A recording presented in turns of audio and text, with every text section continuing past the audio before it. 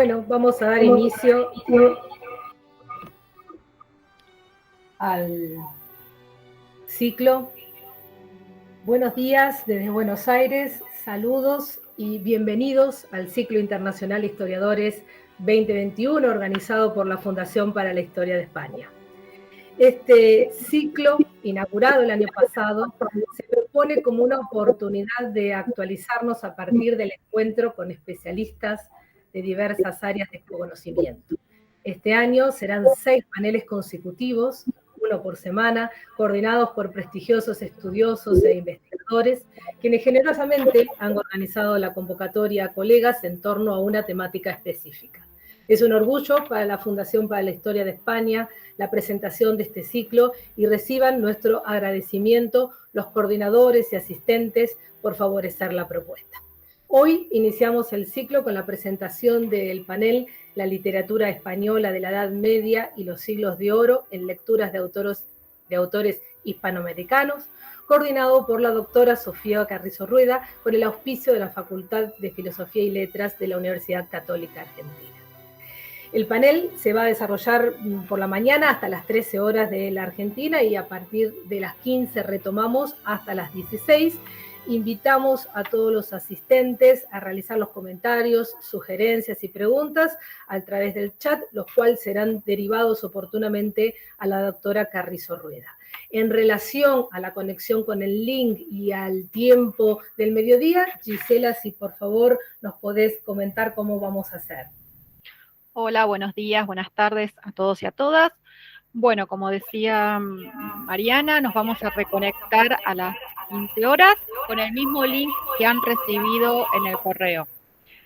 Así que no se preocupen, sí, retomamos entonces, si quieren, 5 minutos antes, como para empezar a las 15 horas en horario, según está planificado. Como les decía, las preguntas entonces por chat, y les pedimos si pueden tener micrófonos y cámaras cerrados durante la exposición, así solamente tenemos los expositores y la conexión es lo más estable posible. Muchas gracias.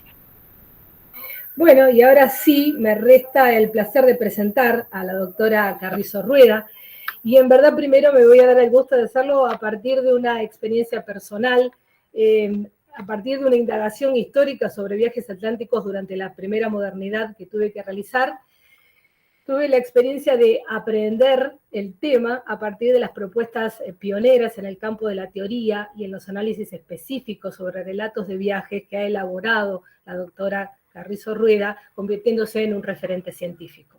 Y qué significativo es conocer y poder aplicar la valía intelectual de un especialista, y por ende hace mucho más significativo aún la lectura de sus logros académicos. Licenciada en Letras por la Universidad Católica Argentina, se graduó como doctor en Filosofía y Letras en la Universidad Complutense de Madrid y alcanzó en CONICET la categoría de investigadora principal.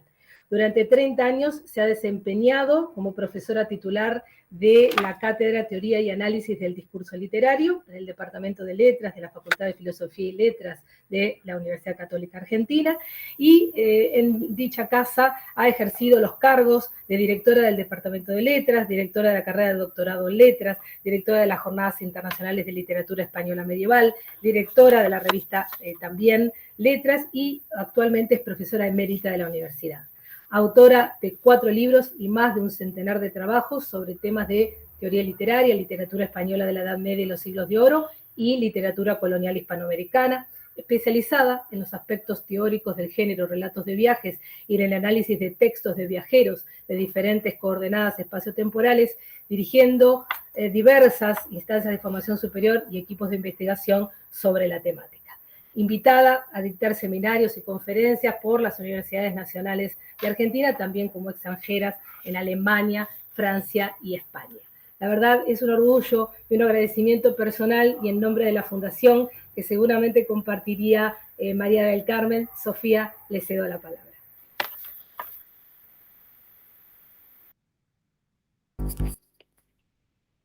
Está muteada, Sofía. ¿Ahora? Ahora sí. Ahora sí. Bueno, en primer lugar, muchísimas gracias, Mariana, por esta presentación y por la invitación, por supuesto, para participar en este panel que es sumamente importante dentro de los momentos que atravesamos en nuestro país, donde es tan necesario el estudio de la historia, de nuestras raíces, y hacerlo de una manera científica, a través de documentos, a través de todo aquello que nos aproxime en lo posible a los hechos del pasado, a los hechos fundacionales, para que no caigamos en deformaciones que, como sabemos, son muy perjudiciales para el presente.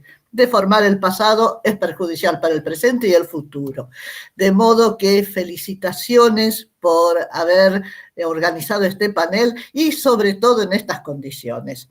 Porque cuando Mariana me vino a ver a la facultad, teníamos planes de un congreso presencial, como han sido toda la vida los congresos, y bueno, sabemos que por eso el año pasado no se pudo realizar y que hoy este año hubo que optar por este tipo de presentación, pero esos escollos se fueron superando y aquí estamos todos reunidos para hacer lo que se planeó de un modo hace 2 años y hoy se lleva a cabo, aunque sea de otro. También quiero agradecerle a todo el equipo que ha colaborado con Mariana, que nos han atendido, nos han dado las indicaciones necesarias y tendrán que seguirlas dando mientras estemos aquí en pantalla. Y también muchas gracias a los panelistas que van a participar. Todos son personas muy ocupadas y sin embargo todos encontraron un momento para colaborar con esta obra, el que a todos nos inspira. Y muchas gracias también a los asistentes que van a participar a lo largo de todas estas jornadas y que seguramente luego trabajarán en sus propias áreas para que los frutos se sigan multiplicando, como es en los congresos especializados. De modo que, una vez finalizado este capítulo tan agradable que es el de dar gracias, porque dar gracias es algo que nos hace muy bien, vamos a lo nuestro, vamos a hablar de los antecedentes, una especie de síntesis o estado de la cuestión respecto a los temas que vamos a tratar en el panel.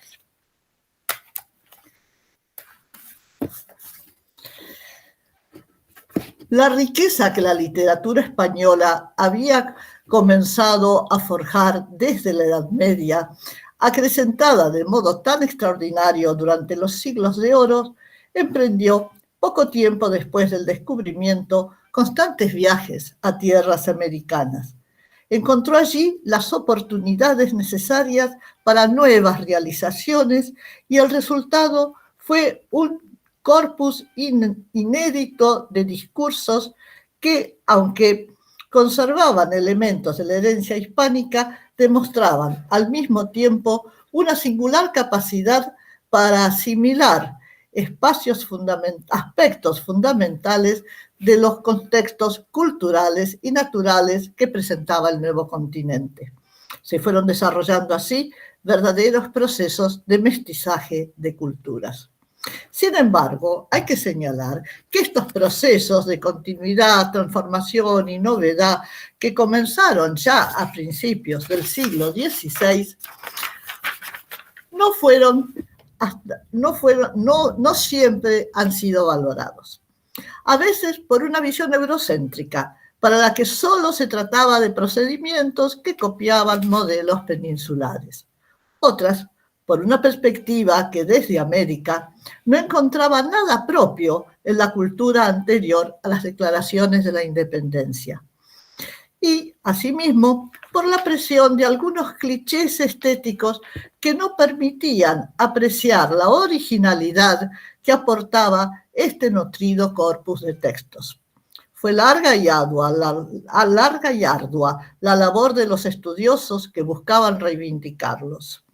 Por ejemplo, la obra fundacional de la literatura argentina, el romance elegíaco de Luis de Miranda, Quirca 1540, sobre la primera fundación de Buenos Aires, fue calificado con duros términos durante muchos años.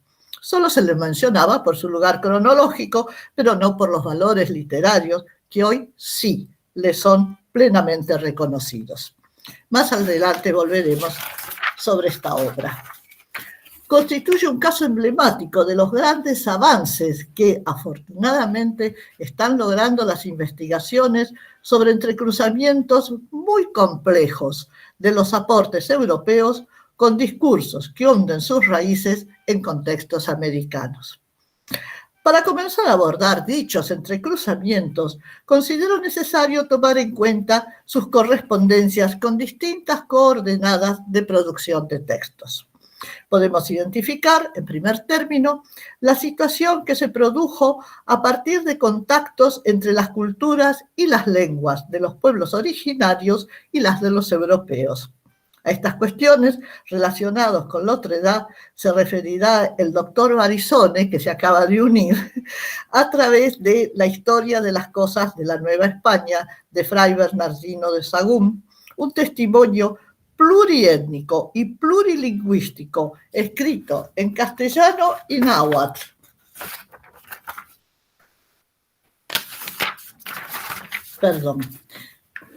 Acerca de la sociedad y la cultura de los antiguos mexicanos, en el que los descendientes de estos participaron activamente junto al fraile.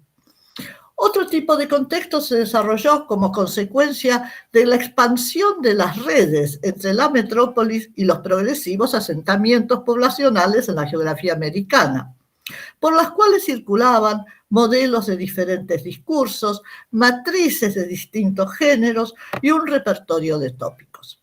La doctora Silvia Tiefenberg expondrá un caso relacionado con el contexto chileno, pues está tomado de la tercera parte de la Araucana de Alonso de Ercilla y Zúñiga, 1589, y se refiere a una matriz narrativa concreta que puede identificarse como arengas militares femeninas. Otros contextos de cruces diversos y laberínticos fueron los que resultaron del crecimiento y la consolidación de las grandes sociedades virreinales. Respecto a esta temática, a los ejemplos anteriores tomados de México y Chile, se agregará un testimonio sobre el Perú, porque la doctora Marcela Pesuto se referirá a la obra del cronista de ascendencia incaica Huamán Poma de Ayala, quien se dedicó a recorrer durante varios años todo el virreinato y a escribir su primer nueva crónica y buen gobierno, una muy extensa carta informe dirigida al rey Felipe III hacia 1615, que constituye un verdadero cañamazo de diferentes culturas. Por supuesto que los tres contextos reseñados tienen como base ciertas características generales, pero sus delimitaciones se presentan sumamente elásticas y porosas, de modo tal que suelen darse superposiciones entre los tres. No obstante, a mi juicio, esta tripartición reviste utilidad desde el punto de vista metodológico, porque permite ajustar mejor el ángulo de los abordajes y de los procesos de análisis. Completaré el diseño de esta herramienta metodológica con otros dos espacios de producción textual. Entre ellos y los tres anteriores sí hay una delimitación más nítida por tratarse de épocas posteriores a las declaraciones de la independencia. Pero en el primero de estos espacios, que es el correspondiente al siglo XIX, a pesar de que lo caracteriza una expresa voluntad de ruptura con la metrópoli, pueden rastrearse una serie de aspectos culturales que necesitan ser examinados en relación con el sustrato de aquellos antiguos contextos que ya habían dado lugar a voces propias y originales durante el período colonial. Me referiré pronto a este tema. Finalmente, el cuarto tipo de contexto que se ejemplificará en este panel abarca desde las primeras décadas del siglo XX hasta nuestros días. cuando nuevas coyunturas de las relaciones de los países americanos con España han dado como resultado procesos de intertextualidad extraordinariamente creativos. Tendremos 2 participaciones centradas en la enorme figura de Cervantes y desde los textos de 2 de los más grandes escritores nacidos en América. El doctor Fernando Rodríguez Mansilla indagará de qué modo la interpretación que hace Roberto Bolaño de Don Quijote de la Mancha se encuentra plasmada en su novela El Tercer Reich, cuyo protagonista, Udo Berger, vive dentro de la fantasía de los juegos de estrategia bélica.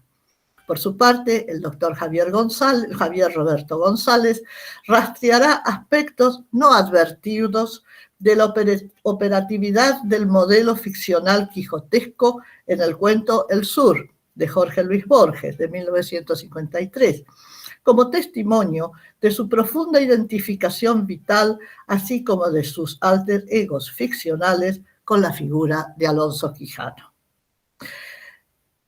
Presentados los 5 temas, estos 5 espacios de producción de textos que serán tratados en el panel y que abarcan los 5 siglos de vida a partir del descubrimiento, pasaré a continuación a trazar un breve panorama general de estos 5 siglos de intercambios transoceánicos, explicando algunos ejemplos que considero significativos entre distintas circunstancias de lugares, épocas y tipos de discurso. Juan de Castellanos, 1522-1607, y Eugenio de Salazar de Alarcón, 1530-1605, son 2 poetas españoles afincados en México que en sus respectivas obras dan cuenta de la voluntad de integrar con diversos recursos realidades del Nuevo Mundo a la poesía española. El primero, por ejemplo, incluye los versos renacentistas de sus Elogios de varones ilustres de Indias, 1689, palabras indígenas como bohíos, yagüeses o macanas. Y en cuanto al segundo, en su descripción de la Laguna de México, 1586 posiblemente, va enhebrando una serie de descripciones, algunas muy bellas, hay que decirlo, de plantas, montes, ríos y pueblos mexicanos. En ambos casos, además, hay intentos de adaptar a la escena americana las referencias mitológicas propias de la poesía europea de la época, y mientras Castellano menciona indias como ninfas y náyades, de las que Júpiter quisiera ser esposo, Salazar cuenta que Neptuno, al emerger en la mitad de un valle, creó allí la laguna de la Ciudad de México. Tiene un sabor un poco extraño, ¿no? Este intento de mitologizar desde la cultura grecolatina el territorio de América. Este paisaje, el de la Laguna de México, es tema de inspiración, aunque sin abandonar tampoco los cánones de la lírica europea, para el primer poeta nacido en México, Francisco de Terrazas, 1525-1600, que figura con 5 sonetos en la antología Flores de Varia Poesía de 1577, donde se recogieron poemas compuestos por mexicanos y españoles. Tanto este florilegio como los certámenes de poesía que solían realizarse son testimonios de una voluntad de incluir el quehacer poético entre las actividades culturales de la nueva sociedad. Como se ha podido apreciar, la actitud predominante era una experimentación con los moldes europeos para hacer los receptáculos de una realidad muy distinta de aquella para la que habían sido creados.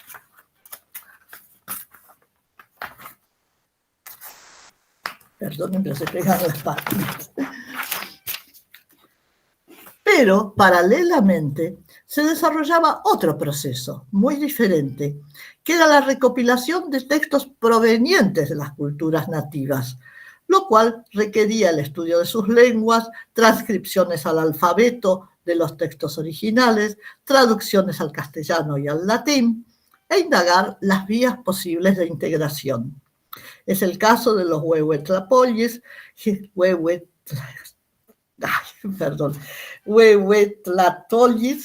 el género de la poesía azteca que conservaba la sabiduría de los ancianos y de donde los evangelizadores extrajeron material para sus prédicas. Un ejemplo es, cito, ciertos problemas doctísimos o las pláticas que los señores mexicanos hacían a sus hijos, recogidos en náhuatl por Fray Andrés de Olmos, y de cuya traducción cito estas frases. Cuídate mucho de la mentira y falsedad. No es recto, no es bueno. Nadie puede vivir bien al lado de las personas si tal es su conducta. Con ella arroja a las personas al muladar, al estercolero. No insistan en esta temática porque sobre ella nos hablará el doctor Barizone. Pero puede comprobarse que tanto desde tradiciones textuales indígenas como desde las que importaban los recién llegados, se fue avanzando en procesos que dieron lugar a mestizajes de culturas. Varios puntos en común con este panorama se ponen de manifiesto en el otro gran virreinato.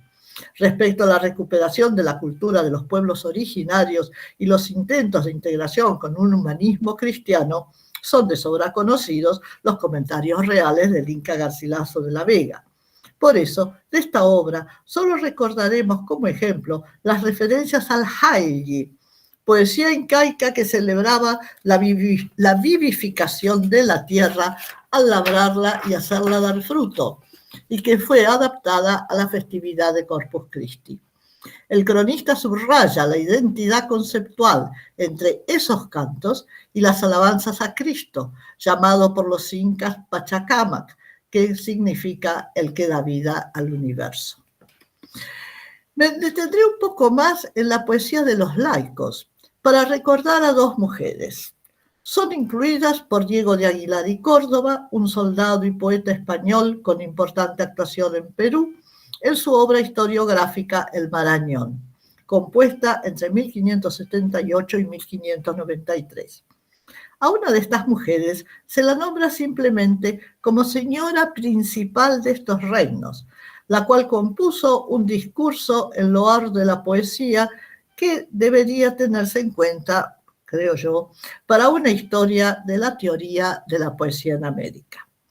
A la otra se la identifica con el seudónimo adoptado por ella misma, Amarilis, quien en un poema escrito, según dice ella misma, en las tierras donde el sur me esconde, declara, cito, un amor sin esperanzas a Lope de Vega. Esta composición, donde se percibe la influencia de la escuela petrarquista, llegó al Fénix, que seguramente debía haber lamentado la distancia ante tan apasionado homenaje. Nada menos que al Fénix, un homenaje así. Se conformó con incluirlo en su obra La Filomena, de 1621, con el título de Epístola de Amarilis a Abelardo. Además de reflexiones filosóficas sobre el amor platónico, el poema incursiona en otros asuntos como la autobiografía de la autora, el origen de su familia, la descripción geográfica de su tierra peruana, sus aficiones y gustos y su devoción por Santa Dorotea. Según declara a su destinatario, cito, quiero pues comenzar a darte cuenta de mis padres y patria y de mi estado, porque sepas quién te ama y quién te escribe. Tomando estos datos como guía, se ha intentado identificar a la autora con algunas mujeres de la alta sociedad virreinal, sin haber llegado a una conclusión indiscutible. Lo extraño es que los prejuicios de un crítico lo llevaron a afirmar que se trataba de un hombre, porque una mujer no podía tener ese grado de cultura. Por fortuna, la lista cada vez más nutrida de mujeres hispanohablantes preocupadas por la cultura entre la Edad Media y el siglo XIX desmiente rotundamente este argumento.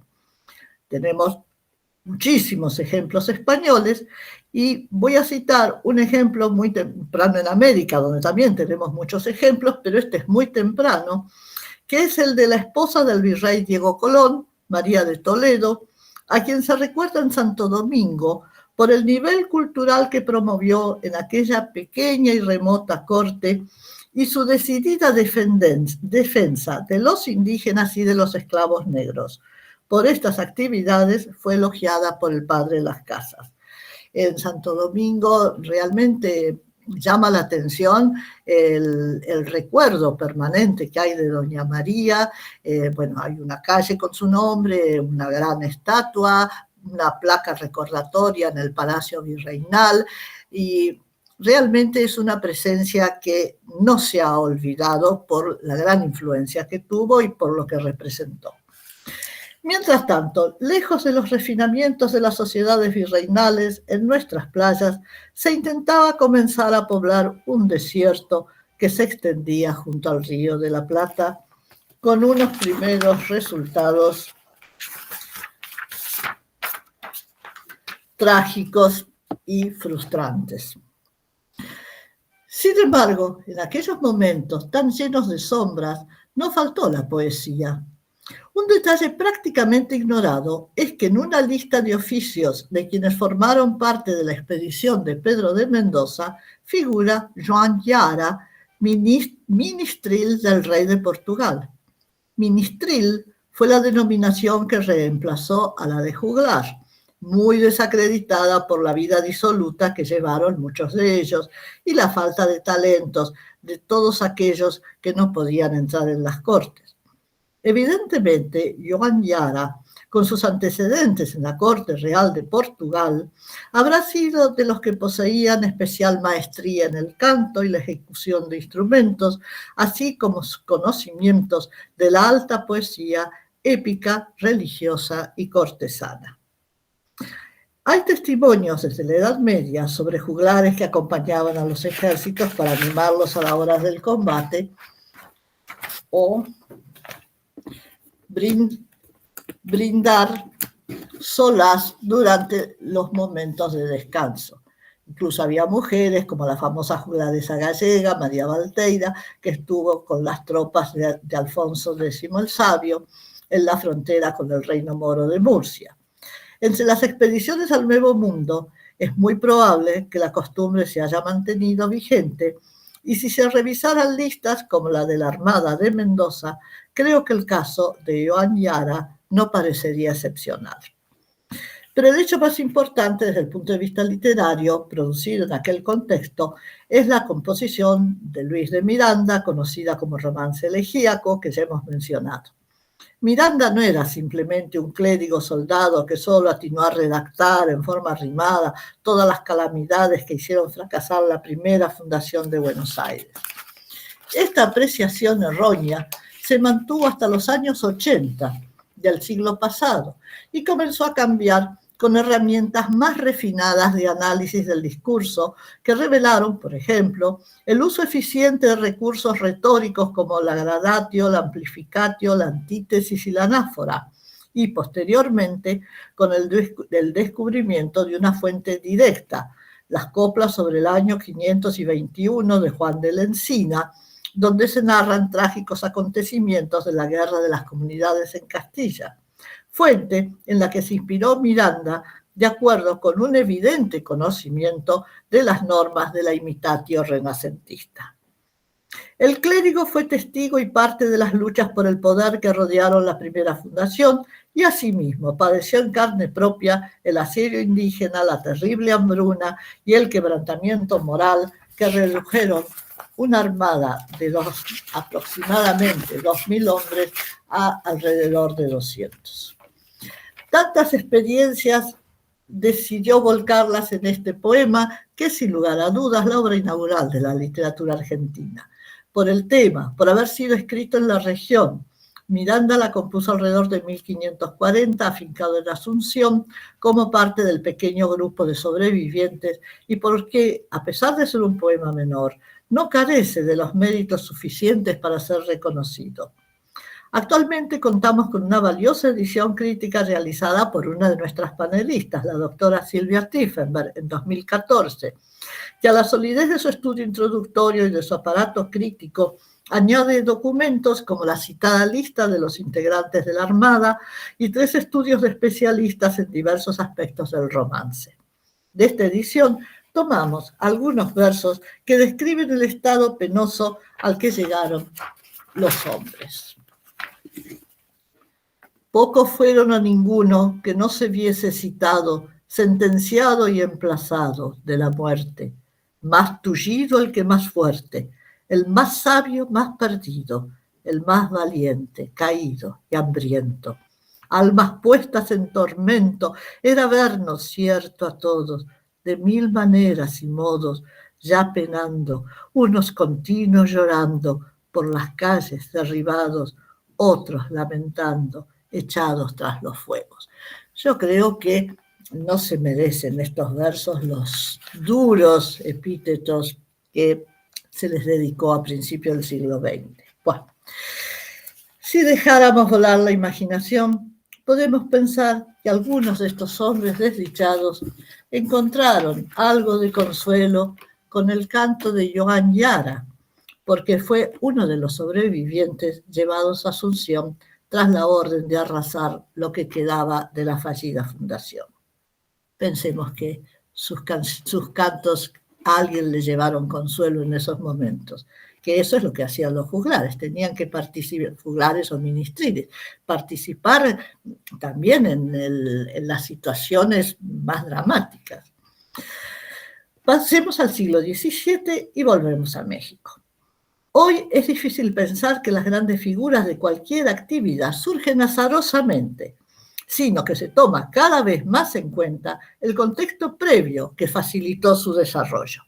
Por eso, a mi juicio, toda la vida cultural del México del siglo XVI que hemos ejemplificado desembocó en condiciones aptas para que escritores como Juan Ruiz de Alarcón, Sor Juana Inés de la Cruz y Carlos de Sigüenza y Góngora produjeran obras trascendentes. En la dramaturgia, Juan Ruiz de Alarcón, México, 1580, o signo de interrogación, Madrid, 1639, compuso varias obras donde se percibe un sello personal dentro del teatro del siglo de oro, entre las que se destaca La verdad sospechosa, una comedia que no solo constituye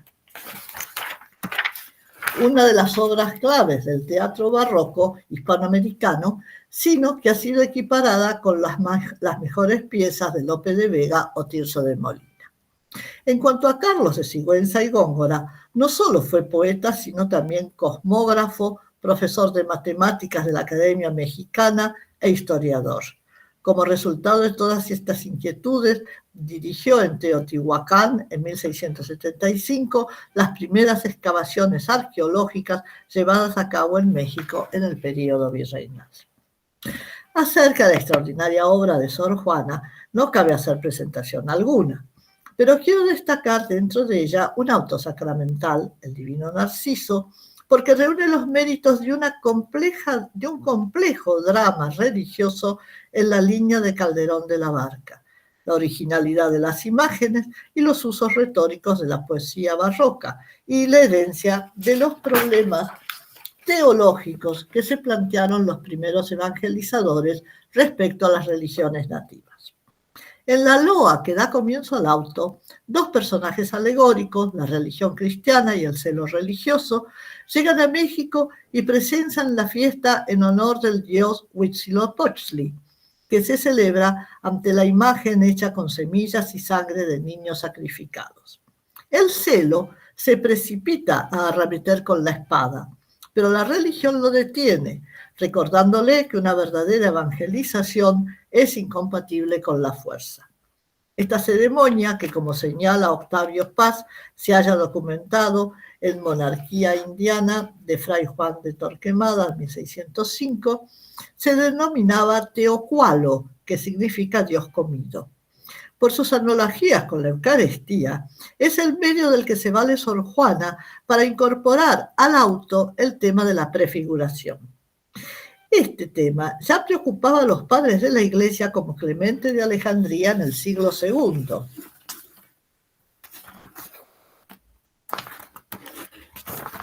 Perdonen. Y se ha reactualizado cada vez que se han encontrado en otros cultos ciertas coincidencias con el dogma cristiano, sin que haya existido contacto con él. Ha sido estudiado por autores como Daniel Wu, quien considera que provienen de una etapa muy arcaica, que es la de la religión cósmica, en la cual la redención estaría entrevista oscuramente. El hecho es que Sor Juana va ensamblando en una finísima labor de taracea los mitos clásicos, representados por el de Narciso, el Antiguo Testamento y el Evangelio, como etapas de la historia de la salvación. Pero además, la función de esta loa introductoria es incorporar los mitos amerindios a ese plan providencial, purificando a la prefiguración del teocualo de su crueldad primitiva a la luz del misterio eucarístico. El auto fue representado en Madrid en una festividad del Corpus en presencia de los reyes y toda la corte. Del siglo XVIII he tomado un solo caso que no se refiere ni a un autor ni a una obra, sino a una institución. Cumplirá una función doble, porque en primer lugar ilustra todos los tropiezos que pueden dificultar las investigaciones sobre la literatura colonial. Lo saben muy bien aquí nuestros panelistas. Pero además da cuenta de cómo podían transformarse y actualizarse en el contexto americano las obras llegadas de la metrópoli. Se trata del archivo del Seminario San Antonio Abad de Cusco, cuya relevante influencia en el desarrollo humanístico de Sudamérica entre el segundo tercio del siglo XVII y fines del XVIII ha comenzado a salir a la luz hace pocos años. La elección del Cusco para la fundación de este seminario se correspondía con los propósitos de conservar la que había sido la capital del Tahuantinsuyo como centro espiritual de una dilatada región andina. Fue así que San Antonio Abad llegó a ser muy pronto y por más de 200 años un núcleo de extraordinaria irradiación cultural que cubría la región de los Andes con estudiantes y maestros que provenían no solo de Perú, sino también de territorios muy alejados que hoy pertenecen a Bolivia, Argentina y Paraguay. Durante ese periodo, su archivo no cesó de enriquecerse y llegó a conservar más de 3.000 folios manuscritos donde abundan óperas, comedias líricas, tonadas escénicas, villancicos, serenatas, así como otras obras allí compuestas, representadas y ejecutadas. Pero los cambios históricos y sociales del siglo XIX no solo frenaron tal crecimiento, sino que terminaron por relegar a un completo olvido todo aquel acervo. Pasaron alrededor de 150 años hasta que Rubén Vargas Ugarte descubrió el archivo en 1953. Sin embargo, las tareas de recuperación tropezaron con tantos escollos que solo en el siglo XXI, gracias a un convenio entre el Instituto de Investigaciones Musicológicas Carlos Vega de la Universidad Católica Argentina y la Universidad Católica Sede Sapientia de Perú, dio lugar a que la directora del Instituto Argentino, la doctora Diana Fernández Calvo, junto a un equipo de investigadores de ambas universidades que actuó bajo su dirección, llevaron a cabo una impresionante labor de transcripción, curaduría e interpretación que ha logrado poner este nutrido corpus a disposición de la comunidad científica. Y gracias a estas indagaciones pude tomar contacto con dos versiones cusqueñas de la comedia Antíoco y Seleuco del dramaturgo español Agustín Moreto y Cabaña, con variantes que a mi juicio deben ser consideradas en una historia general del teatro en lengua española. Dichas variantes respecto al texto estrenado en España en 1662 consisten en que algunos fragmentos relevantes del desarrollo de la trama no se recitan como en el original, sino que se cantan. Y además se integran con un elaborado acompañamiento instrumental que interviene en distintos momentos de la obra. Es preciso subrayar que esta incorporación de la música al desarrollo dramático realizada en Perú no constituía un hecho aislado, sino que formaba parte de un fenómeno europeo contemporáneo, merced al cual la intervención de la música en las representaciones no cesaba de crecer en cantidad, funcionalidad dramática y calidad de las composiciones. Evolución del discurso teatral paralelo al entusiasmo cada vez mayor que iba despertando la ópera.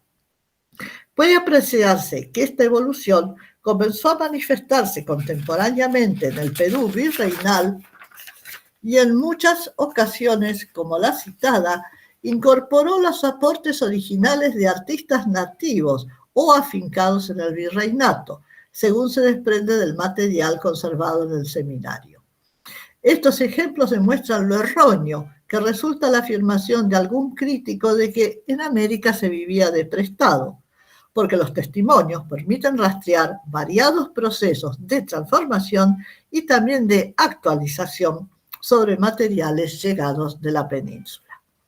Una vez más cambiaremos de región y de época porque entramos a continuación en un escenario que involucra a las dos márgenes del Río de la Plata en los años inmediatamente posteriores a la Revolución de Mayo. Se trata de sucesos que ocurrieron cuando el general realista Gaspar de Vigodé capituló el 21 de mayo de 1814, abandonó Montevideo y la ciudad fue ocupada por las fuerzas patriotas que respondían a Buenos Aires. Pero el general Alvear anuló la capitulación, acusando a Vigodé de no haberla ratificado y consideró que la ciudad se había rendido y que los jefes oficiales y soldados, alrededor de 5.300 hombres, eran prisioneros de los vencedores. Días después, Alvear dispuso que se tomase posesión de todos los bienes de los españoles ausentes de Montevideo y los oficiales del ejército patriota se apersonaron en las casas o negocios de todos los comerciantes para concretar las confiscaciones. Asimismo, tanto los comerciantes peninsulares como los orientales debieron responder por los cargamentos que tenían en la aduana provenientes de España o de sus posesiones. El remate de todo este material incautado fracasó en Montevideo y en consecuencia se remitió a Buenos Aires, donde sí fue adquirido. Y este es el aspecto que nos interesa, porque entre todo tipo de bienes se incluyeron 39 barriles con libros que provenían del depósito de la aduana, de las casas particulares y de algunos conventos. Una parte se subastó, otra se adquirió por compras directas y una tercera fue donada a la biblioteca pública. Pero además, algunos ejemplares fueron obsequiados a las autoridades nacionales, los más valiosos. En fin, afortunadamente se conservan listas por las que sabemos que eran 78 títulos, pero varios de ellos estaban repetidos en una misma edición o en otras diferentes. Y esto se sumaba a que no era infrecuente que una obra ocupara 2 tomos o más, de manera que la totalidad de los volúmenes rondaba los 2 centenares. Una cantidad importante para el Montevideo de la época, que la perdió, así como para la vecina Buenos Aires, que se benefició. 200 ejemplares. Las materias tratadas abarcan el arte militar, religión, teología, filosofía, medicina, ciencias exactas, ciencias naturales, lengua y retórica, historia, derecho, política, geografía, educación y obras literarias, que van desde clásicos latinos como Ovidio, Virgilio, Julio César, Salustio, hasta obras de fines del siglo XVIII y principios del XIX.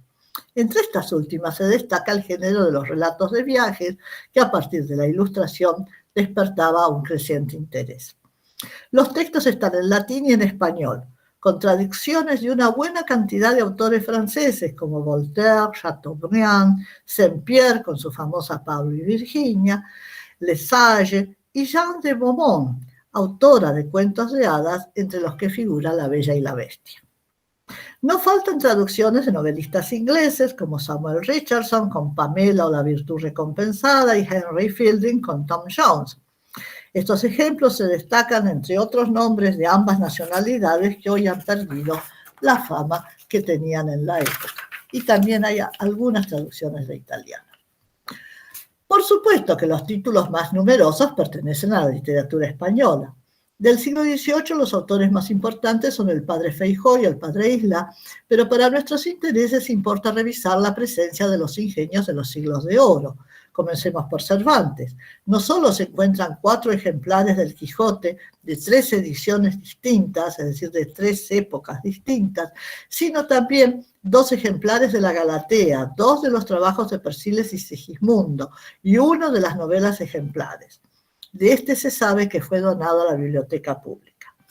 De Lope de Vega hay una antología en 21 volúmenes y 3 ejemplares de sus poesías escogidas. De Calderón de la Barca también hay una antología de sus comedias en 6 volúmenes y 96 cuadernillos de obras que se publicaron sueltas.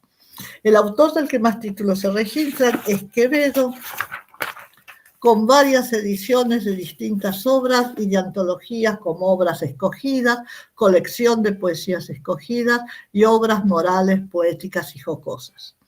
También está presente Santa Teresa de Jesús, con 85 ejemplares de Camino de Perfección y 2 volúmenes de la edición completa de sus obras realizada por Fray Luis de León. De este, a su vez, se registran 3 ediciones con 5 tomos cada una que recogen los nombres de Cristo, el Cantar de los Cantares, la Perfecta Casada y la exposición del libro de Job. Como en el caso de las traducciones, también se encuentran obras y autores de menor importancia que los nombrados. Pero no quiero terminar este tema sin subrayar una presencia. Se trata de la novelista María de Zayas y Sotomayor, 1590-1650. Hace pocas décadas que se ha revalorizado su obra, la cual permaneció olvidada mucho tiempo, a pesar de que tuvo en su época una fama que se igualaba con la de Cervantes y que recibió los elogios de Lope de Vega. Sus novelas alcanzaron 10 reediciones, algo insólito para el siglo XVII, y fueron traducidas a varias lenguas. Además de su particular calidad como narradora, se destaca en María su preocupación por reivindicar el derecho de las mujeres a educarse, a escribir y a ser respetadas intelectualmente. 3 ediciones de sus novelas amorosas y ejemplares fueron vendidas en Buenos Aires directamente a compradores particulares.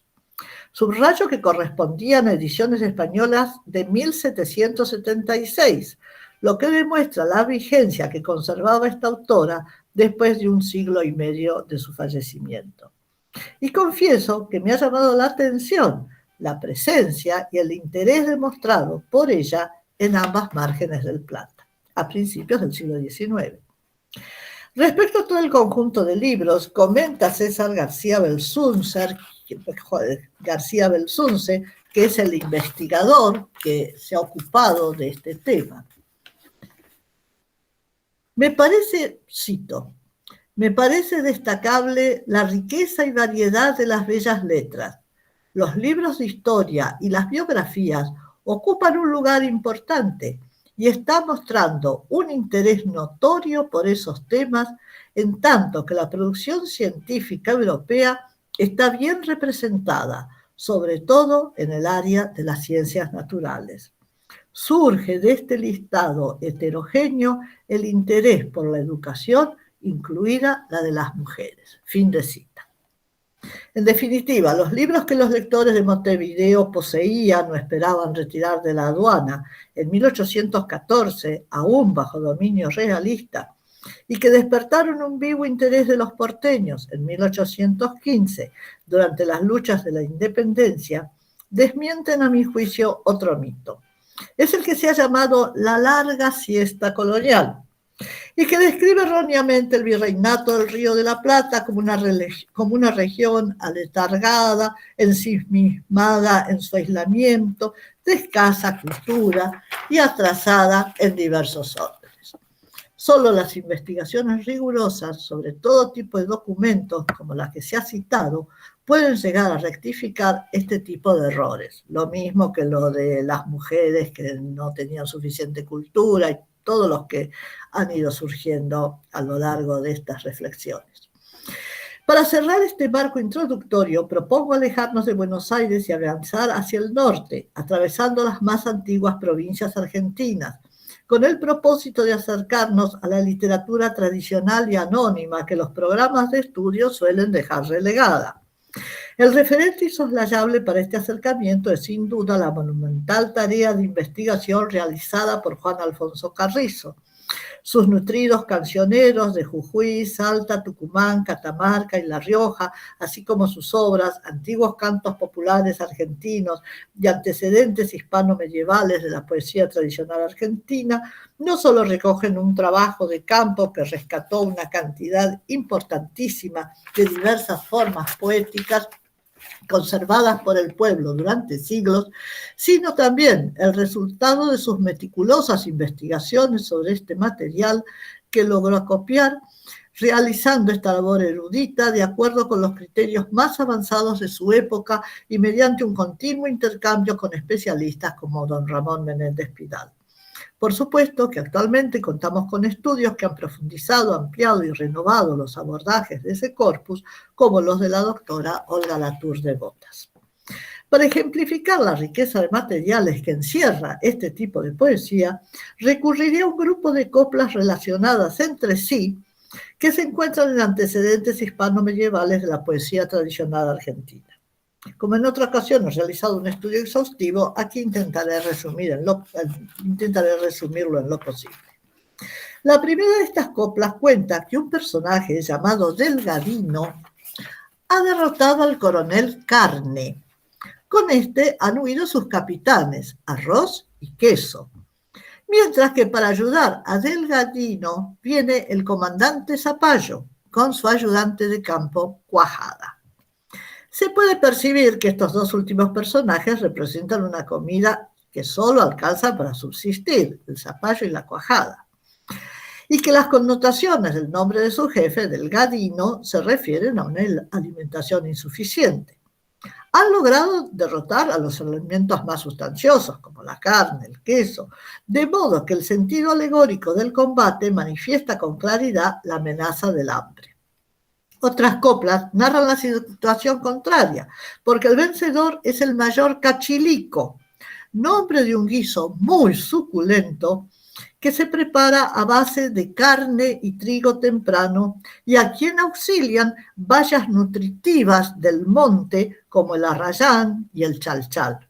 Entre todos derrotan a un personaje llamado Juan Delgado, nombre propio con las mismas connotaciones que Delgadino, mientras el campo semántico de los alimentos es, en este caso, el de la fertilidad renacida, cuando los cerros están en flor, se recogen las primeras cosechas y hay ganado para consumir.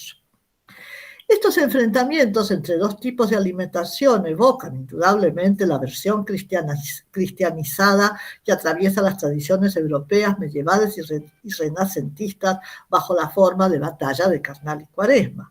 Contamos con dos espléndidos testimonios en literatura: el episodio del libro de Buen Amor, del arcipreste de Ita en el siglo XIV, y el cuadro de Bruegel el Viejo del siglo XVI en la pintura.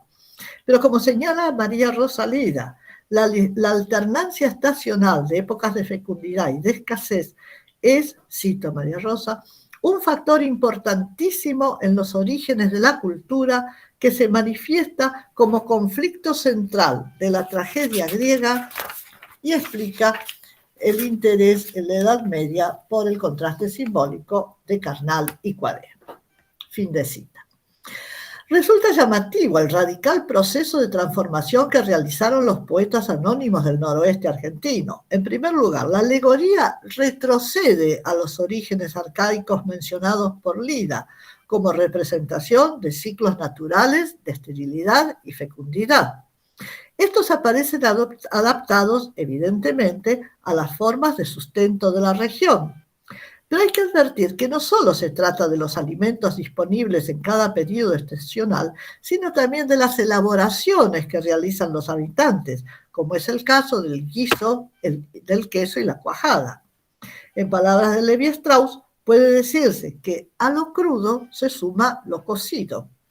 Además, si por una parte hay un retroceso a los orígenes arcaicos, asimismo se manifiesta un claro salto a la sociedad contemporánea, ya que en lugar de caballeros, ballesteros o peones, quienes participan en el combate poseen los grados del ejército moderno, el capitán, el coronel. Pero hay todavía un aspecto más de la realidad contemporánea, que es la mención de una fecha, porque la voz narradora repite esta exhortación.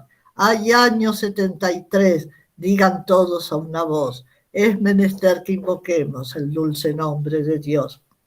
La repetición de este estribillo nos lleva a conjeturar que la antigua alegoría podría cumplir en estas coplas la función de recordar un periodo de escasez que fue particularmente duro alrededor del año 73. Sin embargo, aún no está todo dicho, porque también aparecen registradas otras coplas que se refieren a los alimentos estacionales, pero con un sesgo de realidad histórica mucho más marcado. El nombre del enemigo ya no connota una pobre alimentación, como los dos anteriores, sino que es llamado el hombre malo, valiente poncho amarillo. Y si bien ataca a combatientes alegóricos como las sandías, las peras y los damascos, la acción sucede en localidades reales, como el Portezuelo, Santa Cruz y Guaycama. Poncho Amarillo da muestras de una gran crueldad y sus huestes pasan a degüello no solo a los alimentos, sino también a los hombres. Si se toma en cuenta que a los hombres en Guaycama, si se toma en cuenta que esta era la cuna de Felipe Varela, uno de los caudillos más temidos en la región, puede inferirse que la alegoría del combate entre ciclos estacionales se ha asimilado en este caso a los enfrentamientos de las guerras civiles que ensangrentaron nuestro territorio entre 1817 y 1870, en una conjunción apocalíptica de hambre, guerra y muerte. Como Carrizo realizó sus trabajos de campo entre 1920 y 1945, estos testimonios de fin del último tercio del siglo XIX demuestran que se trataban de situaciones vivas en la memoria de los informantes. Cabe suponer que hijos y nietos de quienes las habían padecido aún vivían, e incluso algunos que habían sido testigos. En definitiva, y ya con esto voy terminando, se concluye que la tradición europea de la lucha entre dos tipos de alimentación echó raíces en suelo americano, pero que fue atravesada por profundas adaptaciones que llegaron hasta situaciones históricas concretas padecidas por cantores y receptores. Quedan otras peculiaridades por analizar, pero considero que este compendio muestra el campo de investigaciones que abren las coplas tradicionales a pesar de su aparente sencillez. Para dar un cierre a estas páginas, tenemos que regresar a Buenos Aires, cuando aquellos años de enfrentamientos intestinos se acercaban a su fin por la intención cada vez más decidida de alcanzar un proyecto nacional que fuera convalidado por todos los sectores en pugna. Es en este marco, en 1960, que Eduarda Mansilla, mujer de gran cultura, cosmopolita y dedicada de por vida a las letras y la música, escribe su novela Lucía Miranda. El argumento se refiere a una tragedia supuestamente ocurrida en la primera población de lo que sería la Argentina, el fuerte de Santi Espíritu, la cual es relatada por Ruy Díaz de Guzmán en su Argentina manuscrita hacia 1612. María Rosa Lojo, que ha realizado la edición crítica de esta novela, señala que el momento histórico en el que escribe Eduarda era propicio para mirar atrás, pensar el pasado más lejano y rescatar los mitos de origen. Entre ellos figuraba la historia de Lucía Miranda, que nunca se ha podido comprobar documentalmente, pero que continuó repitiéndose en crónicas y en obras de ficción hasta la época de Eduarda y luego penetró en el siglo XX hasta la ópera Cirito de Felipe Bueno. En estas páginas hemos presentado encrucijadas históricas, autores, obras e instituciones culturales que son solamente algunas puntas de iceberg sumergidos en un océano insuficientemente conocido. Y es hora que de la mano de nuestros panelistas empecemos a navegarlo. Muchas gracias.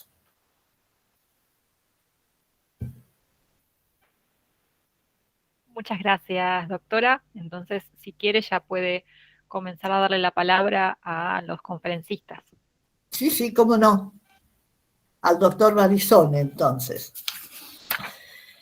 El doctor José Alberto Barizone es profesor titular de las cátedras de Literatura Hispanoamericana 1 y 2 de la carrera de Letras de la Facultad de Filosofía y Letras de la UCA y es profesor de Literatura Latinoamericana 1 en la Facultad de Filosofía y Letras de la Universidad de Buenos Aires. Nos va a hablar sobre la extraordinaria obra de Bernardino de Sahagún, de modo que pasamos a escucharlo. Hola, muy buenos días.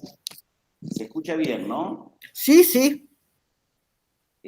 Bueno, agradezco en primer término la invitación de la doctora Sofía Carrizo Rueda. Siempre es un placer trabajar con ella, que fue la directora de mi tesis de doctorado, también con mi compañera de trabajo en la UCA, Marcela Pezzuto, con el doctor Javier González, con quien tenemos relación desde hace muchos años, y bueno, y otros participantes que ahora no puedo distinguir, pero que, bueno, seguramente compartimos esta área de estudios. Mi ponencia se enmarca dentro de una efemérides que se celebra este año. El 13 de agosto próximo pasado se cumplieron 500 años de la caída de México Tenochtitlan por las tropas de Hernán Cortés, ¿cierto? No es que se consumó toda la conquista durante esa fecha, pero se toma ese día preciso y ese mes, porque fue justamente el momento en que ocuparon realmente, después de un año y medio de alianzas y encontronazos con distintos sectores, tribus y pueblos de Mesoamérica o de México antiguo, la toma y a partir de la cual se erige lo que será el virreinato de la Nueva España. Bien, por supuesto que la conquista de México ha sido contada muchísimas veces, tanto por los vencedores como por los vencidos, tomando la denominación de Miguel León Portilla, un célebre historiador mexicano que falleció hace año y medio aproximadamente, y que fue un erudito que investigó, publicó antiguos documentos y demás.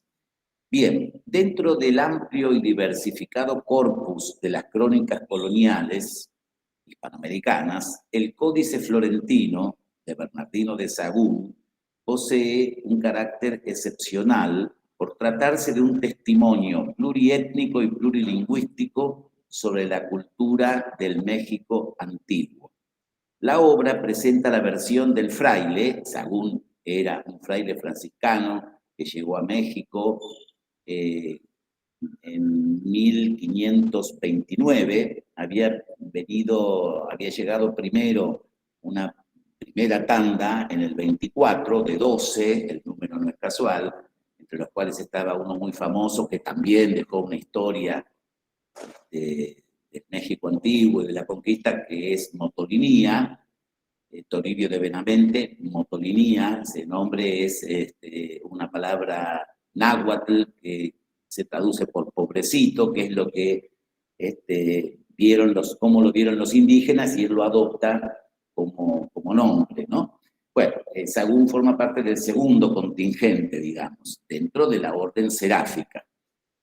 decíamos que la obra, en su completud, el Códice Florentino, presenta la versión del fraile Sahagún en castellano, en parte tiene también fragmentos en latín y, por supuesto, que es lo más extraordinario, la versión náhuatl, que deriva de la escritura de esa lengua que no tenía alfabeto, con caracteres latinos, se registra a partir de la colaboración de muchos informantes, colaboradores indígenas. Complementariamente a estos registros en 3 lenguas, sobre todo castellano y náhuatl, pero también, como dije, algunos fragmentos en latín, se incluye un conjunto de dibujos que vienen a, digamos, a representar el antiguo sistema de registro que tenían los mesoamericanos, que eran los glifos, los pictogramas, los ideogramas. Es decir, que hay un registro icónico. Bueno, hay consenso entre los estudiosos en reconocer la minuciosidad, el escrúpulo, el rigor con que Sahagún llevó a cabo su empresa, porque elaboró cuestionarios, él los llamó minutas, por supuesto que contó con la colaboración de una serie de indígenas que eran los indios jóvenes, que provenían de las antiguas familias importantes de la nobleza autóctona, que asistían a los colegios franciscanos para, por supuesto, la evangelización, pero que además aprendían el castellano, obviamente, la doctrina cristiana, etcétera, ¿no? Inclusive hubo latinistas entre esos indígenas. Bien, Sahagún tuvo la perspicacia de valerse de estos intermediarios, que serían, digamos, los propios indígenas, desde luego que hay que aclarar parcialmente aculturados ya, porque por supuesto estaban adoctrinados, pero que a partir de sus cuestionarios que abarcaban toda la cultura, dicho esto en un sentido amplísimo, desde los dioses, los ritos, la esfera social, el mundo natural, en fin, todos los aspectos de la cultura, un poco siguiendo el modelo de las enciclopedias y de la historia natural de Plinio.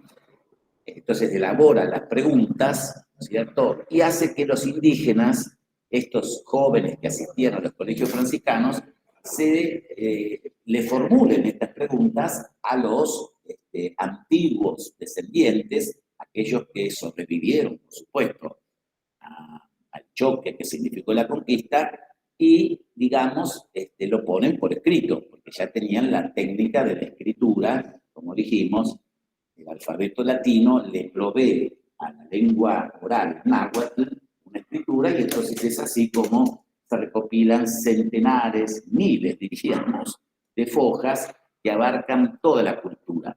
Pero lo interesante es que, por eso algunos señalan a Sahagún como un antropólogo avant la lettre, Sahagún aplica esto en 3 lugares diferentes. Son zonas bastante próximas a lo que hoy es el DF, pero bueno, son 3 pueblos distintos, ¿no es cierto? En Tlatelolco, en Tepepulco y en San Francisco, siempre con la misma metodología. Entonces tiene elementos comparativos para después, filológicamente diríamos, optar por la que se supone, haciendo la comparación, el cotejo, la contrastación de documentos, quedarse, digamos, con la versión más genuina. Bueno, esto duró muchos años, es una obra de muy larga y muy compleja elaboración, digamos, más de 20 años. Esto dio pie a distintas versiones que hoy se conocen por ciertas denominaciones, algunas están en España, y otra, que es la culminante, está en Florencia. Esos testimonios, que son los más antiguos, primeros memoriales, luego segundos memoriales, el Códice Tolosa y finalmente el Códice Florentino, que es la obra culminante. ¿Por qué es esto? Bueno, es muy difícil en este momento, en tan pocos minutos, seguir toda la metodología, pero hubo un momento que se lo alentó al fraile para que digamos, investigara la cultura del México antiguo, hubo momentos que eso se retrajo, hubo momentos que el provincial de la orden le pidió los papeles, esos papeles fueron dispersados, otros fueron mandados a España, digamos que Sahagún llegó a América y nunca volvió a España, quedó como un indiano, diríamos, siempre hasta su muerte aquí, en el suelo mexicano, bueno, aquí en nuestra América, digamos, para tomar la denominación de José Martí. Entonces, es muy compleja la obra, ¿no? Él tuvo que reescribir más de una vez, reescribir, en fin, cotejar, pero todo esto culminó en esa obra magna que dio en llamarse Códice, pero no es, por supuesto, una denominación propia, ¿no? Códice Florentino, porque está en Florencia. Esa obra está concebida en 2 columnas, una en náhuatl, está a la derecha, la columna castellana está a la izquierda, y de manera intercalada aparecen los dibujos a los que hice alusión antes. Bueno, en este trabajo, muy brevemente, vamos a referirnos a las intervenciones del fraile, pero sobre todo a ver cómo se incluye al otro, a ese sujeto otro y su cultura, o sea, el indígena y su propia cultura. La obra está estructurada en 12 libros. Del 1 al 11 sería como una historia natural. Como ya dije, nos llevaría tiempo, pero va en sentido vertical de lo alto a lo bajo. Los dioses, los ritos, la estructuración social, las costumbres, el poder de policía, las normas morales, los platólicos, filosofía que ya mencionó antes, que son las palabras de los sabios indígenas, las normas, como dije, morales, y después pasa inclusive el mundo natural, ¿no? Así la planta, los animales, las medicinas, etcétera, etcétera. Pero el libro 12 hay un quiebre porque, y acá está uno de los elementos, a mi juicio, que le da a la obra una trascendencia excepcional, aparece narrada la conquista de México. Pero aparece narrada la conquista de México no desde la perspectiva de Sahagún, eso ya había estado hecho por Cortés, Bernal Díaz, entre los conquistadores militares, o por Diego Durán, Motolinía, etcétera, etcétera, entre hombres religiosos, o el mismo Las Casas, ¿no? Acá van a ser los propios indígenas los que desde su propia focalización van a contar cómo vivieron ellos la conquista. Hay varios testimonios. De hecho, hoy cité a León Portilla.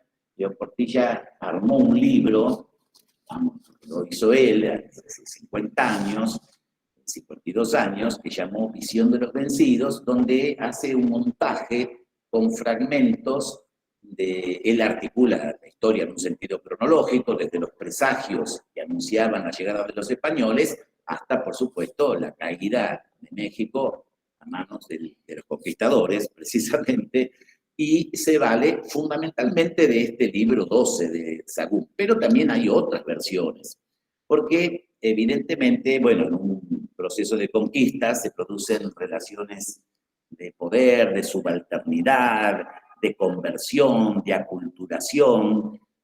Por eso no hacemos una distinción necesariamente étnica, porque pasa por la focalización que tiene el sujeto del discurso. Estoy hablando más como una persona de letras que de historia. Esto quiere decir, traducido de otra manera y fácil, hubo indígenas que contaron la conquista, como el Códice de Tlaxcala, la historia de Tlaxcala, de Muñoz Camargo, que era un indígena, pero que la cuenta como si fuera un español, porque ya estaba absolutamente aculturado y había asumido los valores de Cortés y los suyos. Entonces, no tiene que ver, digamos, necesariamente con lo étnico, la cuestión de la raza, como se decía antes, sino con la perspectiva enunciativa desde la cual enuncia, justamente, ¿no es cierto? En algunos casos, la visión, como dije, es una visión ya de un una persona convertida y que asume los valores en todos los sentidos, religiosos y morales y demás, del conquistador. Y en otros sí aparece la visión desde una focalización autóctona. Bueno, pero volviendo a lo que decía, el libro 2 entonces tiene la singularidad de presentar una historia que debería ser una historia alternativa, una historia que un contraarchivo respecto digamos, del relato de la conquista de América. El fraile va a intervenir, por supuesto, porque es el gran editor de la obra. Se supone que es el redactor de la columna castellana, que es lo que luego se editó como historia de las cosas de la Nueva España. Es decir, todo el mundo tiene hoy día, todo el mundo, bueno, se dedican a esto, la versión castellana de la obra. De las dos columnas, la que se editó y se sigue editando es la columna que está en castellano, que por supuesto es la que tiene autoría exclusivamente del fraile, que se llama Historia de las Cosas de la Nueva España. De la columna náhuatl hay traducido partes. Bueno, el libro 12 lo tradujo un famoso sacerdote, un gran estudioso, allá a mediados del siglo XX, el padre Garibay, Ángel María Garibay, maestro de León Portilla, que es la persona que cité, que siguió luego, bueno, la senda de su maestro. Bueno, Garibay tradujo el libro, la columna náhuatl del libro 12, y es interesante ver el cotejo porque aparecen las estructuras estilísticas, el modo de enunciación, inclusive, digamos, el relato de ciertas cuestiones más controvertidas de un modo mucho más potente, más crudo y más directo en la versión náhuatl. Es decir, dicho de otra manera, las versiones que están en columnas paralelas no son estrictamente una traducción. El fraile resume, amplía, a veces suaviza lo que está en náhuatl, porque pensemos que siempre el destinatario final de estas obras era, bueno, el superior de la orden por una parte y después era el rey o las instituciones que lo representaban. Entonces, como la obra tiene muchos capítulos dedicados a los dioses y demás, bueno, evidentemente podía hacer ruido. De todas maneras, Sahagún argumenta, ¿cierto?, por qué se dedica tanto, porque podría ser objetado ese énfasis en describir con tanta minuciosidad quién era Huitzilopochtli, Quetzalcóatl, Tlaloc y así todo el panteón. Él sabía muy bien el náhuatl y además vivió 90 años, de los cuales, digamos, 70 y pico estuvo en América, entonces se empapó, además por su tarea como evangelizador, de la cultura del otro y llegó a tener un conocimiento muy exhaustivo. Bueno, él va a decir entonces, respecto de este énfasis excesivo para algunos en documentar los ritos y las costumbres y las creencias religiosas, hablo específicamente ahora de ese aspecto, él dice, el médico no puede acertadamente aplicar las medicinas al enfermo sin que primero conozca de qué humor o de qué causa procede la enfermedad. De manera que el buen médico conviene sea docto en el conocimiento de las medicinas y en el de las enfermedades, para aplicar conveniblemente a cada enfermedad la medicina contraria. Los predicadores y confesores, médicos son de las almas. Para curar las enfermedades espirituales, conviene tengan experitia de las medicinas y de las enfermedades espirituales. El predicador de los vicios de la República para enderezar, etcétera, etcétera. Es decir, él está señalando que para una adecuada conversión es necesario conocer la cultura del otro para poder de esa manera lograr una transformación.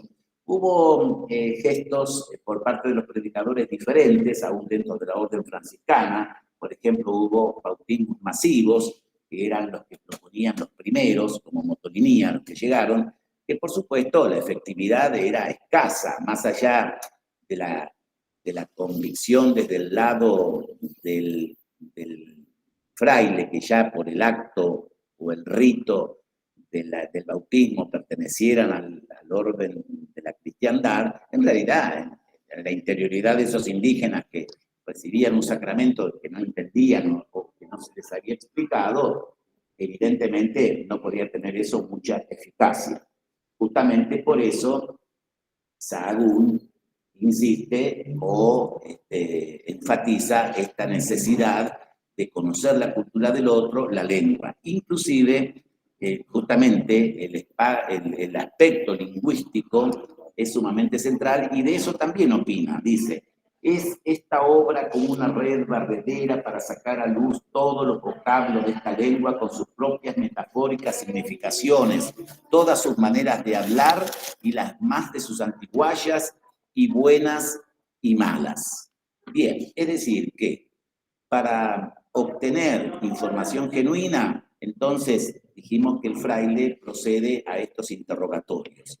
Luego todo esto lo pasa en limpio y es así como entonces surge esta obra, como dijimos, en varias lenguas, incorpora o le da al náhuatl a través de la escritura una permanencia que por supuesto no tenía porque era una lengua oral, y además incorpora el modo, o sea, otro sistema semiótico, el modo como esas antiguas civilizaciones registraban su pasado. Por supuesto que hay ya una tarea de mestización, de mestizaje, porque los lacuilos, es decir, los dibujantes de estas viñetas, de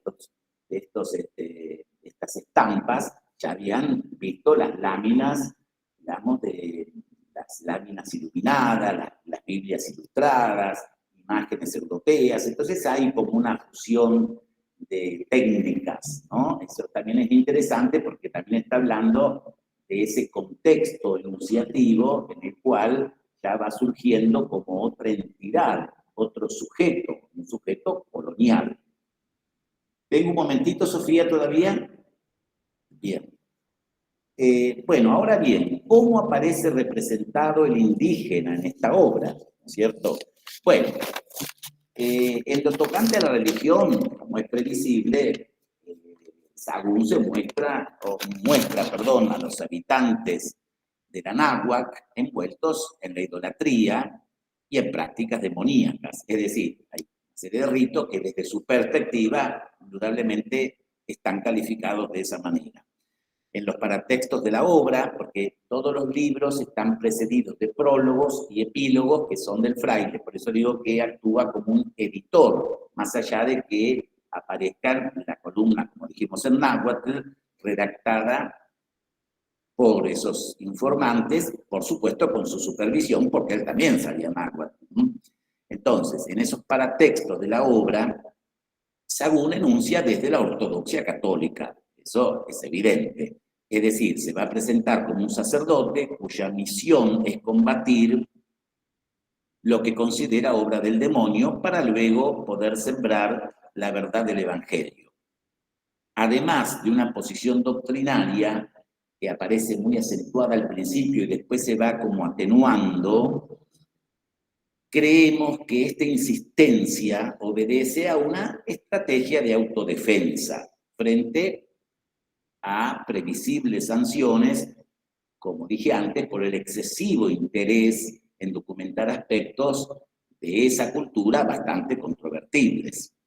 Bueno, bien, esta valoración negativa en lo religioso, que igual encuentra alguna valoración positiva, es decir, aún en lo negativo, porque va a decir, estoy parafraseando para no abundar en citas, tan fieles creyentes son que pueden ofrecer a sus dioses, que él considera demoníacos, su propia vida, es decir, que no siempre en el mundo cristiano se encuentran sujetos con un grado de convicción tal que los lleve a entregar lo más preciado que uno tiene, que es su vida. O sea que aún dentro de esa visión, lógicamente censurable en cuanto a los ritos y las prácticas, destaca esa, digamos, convicción tan profunda que los lleva a una sumisión respecto de la divinidad exagerada, ¿no es cierto?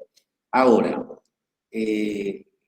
también hay una mirada comprensiva aún de esta focalización, digamos, negativa, porque él va a decir que hubo otros pueblos de alta civilización que fueron idólatras. Y aquí la referencia a griegos y romanos no solo posee un carácter comparativo, muy habitual en las crónicas, que siempre se compara lo conocido con lo desconocido, ¿no es cierto? Sirve lo nuevo, necesariamente que buscar un referente que ya el receptor conozca, sino que yo creo que también posee el sentido de una legitimación de la cultura del México antiguo que aparece homologada a la cultura clásica. Es decir, él está de algún modo diciendo que esto también fue una gran cultura, más allá de que no haya llegado, bueno, a la luz del Evangelio, ¿no es cierto?